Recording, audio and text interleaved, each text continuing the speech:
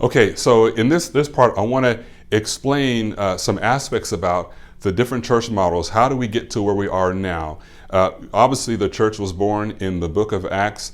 Jesus in Acts chapter 1, verse 8, told his disciples to be his witnesses in Jerusalem, Judea, the uttermost parts of the world. He talked about how the Holy Spirit is going to come and they're going to receive power in order for them to do that. So his whole idea was for them to go out, okay? So when we talk about, a few minutes ago, you heard me talk about Jesus' strategy, right? You see in Matthew, it says, go out, go and make disciples in all nations. In Mark, he says, go out into all the world. In Luke, he talked about, Luke extends into Acts. And in Acts, you see him saying in Acts 1:8, you're going to receive power from the Holy Spirit. You'll have power to be my witnesses in Jerusalem, Judea, and the uttermost parts of the world. And so you can see Jesus talk about growth and talk about, but here's how he is envisioning growth. He is envisioning growth by influence and impact with the numbers that are going to be coming from people being made into disciples and hearing the gospel.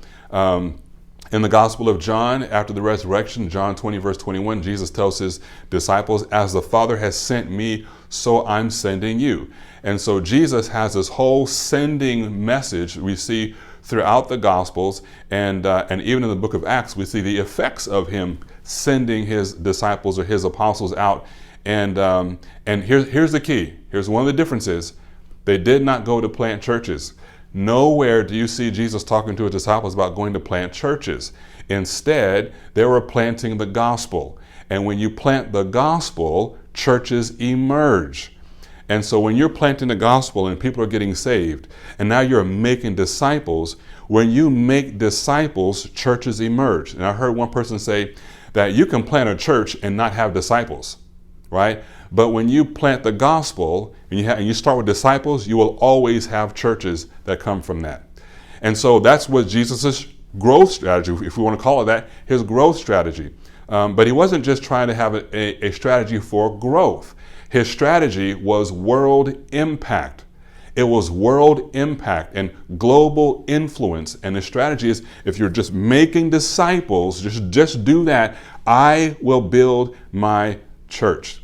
Okay? Now, the Apostle Paul, he was trying to kind of straighten out an argument that some people had in the early church. And he says, one person waters, one person plants, but God gives the increase.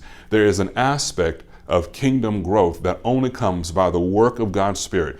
We cannot generate it. We can't brainstorm enough great ideas to create spiritual growth, to create the increase that only God can add. And my concern is that we get so into strategies and ideas and tactics and sometimes even gimmicks that we're trying to artificially create the kind of increase that only comes when God adds the increase based on us using his strategy. Now, here's a challenge. His strategy of leading people to Jesus, sharing the gospel and discipling them, his strategy takes a long time. It takes a long time to build relationships, share Jesus, mentor people, help them grow into a maturing disciple who multiplies disciples. So like the goal is having disciples who make disciples. That is Jesus's growth strategy. Disciples who make disciples. He was never concerned about the numbers of a group in one location growing numerically. His concern and his vision was impact, right? City impact, regional impact. You'll be my witnesses in Jerusalem, Judea, and the uttermost parts of the world. Matter of fact, another verse talks about how the end won't come until everyone around the world has heard the gospel. In the end of Revelations, we see this picture of every tribe and tongue and language in this beautiful mixture and combination of people from all over the world and all the different cultures, ethnicities, and all that. How does that happen? Through making disciples. We got to plant the gospel. Okay, and I'll talk about the difference between that in a few minutes. But one of the things that Paul's saying to the Colossians, he says in Colossians 1 verse 6, when he was telling them about the gospel. He says, this same good news that came to you is going out all over the world. It is bearing fruit everywhere by changing lives, just as it changed your lives from the day you first heard and understood the truth about God's wonderful grace. Man, Paul's view was the world, the world, the world. On the other hand, for us, we have become a bit more internally focused. Now, we'll still say we're trying to change the world, we're trying to know, but really, we become so internally focused that our strategies are based on how can we grow this group of people, not necessarily how can we bring the gospel to our entire city. How can we bring the gospel to our entire city? How can we send the disciples into the city equipped? They've already been empowered by the Holy Spirit, but oftentimes they don't know what to do. So how can we equip them? Ephesians 4, right? Apostles, prophets, evangelists, pastors, and teachers are to equip the body to do the work of the ministry, so that as each part does its work, it builds up the whole body in love. So the church leadership role is not to do the work of the ministry, but to equip the people to do the work of the ministry. How? Why? So that when they're out there in the world, they're making that impact, and gospel influence. People are getting saved. And when people are getting saved, those people who know what to do are discipling them, not trying to just bring them to a building for someone else to disciple them. Okay, we'll get more to that in just a second. But what I want you to see is that Jesus's idea of growth and multiplication is about impact and influencing the world. Same with the apostles. Matter of fact, when they had that time where the apostles people wanted them to work out some issues with how some widows were not being treated fairly in the distribution of food, and they wanted the apostles to come and work that out. The apostles said, well, we're going to leave some people here to work this out for you guys. We'll select some people, fill the Holy Spirit, of which Stephen was one of them. But we have to continue in prayer and preaching of the word. We've got to continue to go and spread the message. World impact, region impact, city impact. At no point in the entire New Testament do you see anyone saying, how can we grow our numbers? How can we get more people into this church? That wasn't the question. And so how do we begin to think this way? All right. And again, in case if you're watching this video, I'm not knocking all growth strategies, especially if they imply or include making disciples, if making disciples is a thing. But I will challenge you to say that the goal of making disciples is not to grow the church. It's not to grow the church. It's to help people learn who Jesus is, and when they get saved, to help them grow and help them mature and multiply. Mature and multiply. Now you say, well, doesn't that grow the church? Yes, it does grow the church as a result. But too many times we try to take that result and make that result our goal, and we've taken our goal off of the process.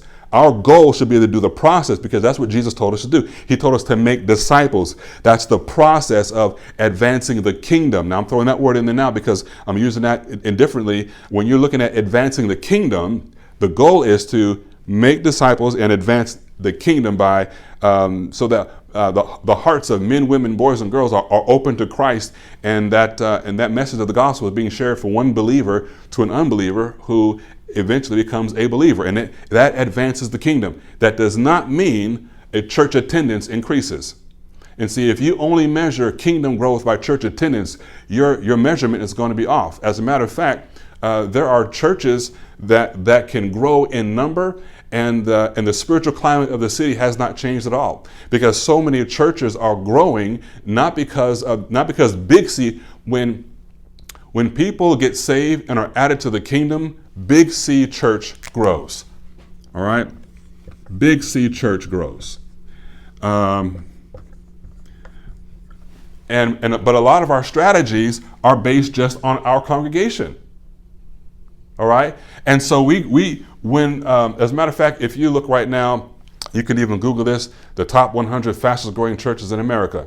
Right? I don't even know why we even measure that, because that's not what Jesus measures. Doesn't matter how fast you grow, especially when most of the time it's transfer growth, not conversion growth. All right, conversion is new believers, getting people getting saved. Transfer growth is other Christians. And so we're talking about churches growing, and so like your small C church can grow, but the big C church didn't grow. Because I like the way that Nona Jones put it in her book, From Social Media to Social Ministry. She talked about how churches are growing, and it's not that they're catching new fish, it's that the fish are changing aquariums. Fish going from one to the other. And here's one of the challenges I see with some contemporary church growth strategies is that the church growth strategy is, even though we say, well, it's not focused on numbers, yeah, it is focused on numbers. And I'm going to tell you why in a second. And so because it's focused on the numbers. And so some church growth strategies are just focused on getting more people in the building, not necessarily more people saved. Right? Big C church grows when people get saved. Small C church grows when people join. When they go through the membership class. And so many churches today are growing because of other Christians who are in the city. Maybe they're disgruntled from one church and they want to go to another church. Maybe they had just been kind of hanging out, not being part of a church at all. But a lot of church growth today is as churches growing by other Christians joining their church, right? But how did the early church grow, right? Every day God added to the church those who were being what? Saved. Those who were being saved. On the day of Pentecost, 3,000 people were added to the church. How? Because they got saved. Biblically, the church grows when people get saved. That's the only kind of growth that's even measured. But in our American culture, we call church growth our numbers growing, whether it's saved people or not. If they start attending and if they're giving and they check their kids in and all that kind of stuff, man, our church is growing. And so a lot of these church strategies are focused on small C church growing, not big C church growing. Because if we were focused on big C church growing with salvations, we'd be making disciples and we'd be sharing Jesus, and evangelism will be happening, disciples will be happening. And right now, most churches, those are some of the weaker areas of church activity, is evangelism and discipleship. Okay? So let me unpack why, part of how this has happened. Now, this is not a full-on thing, but part of how this has happened is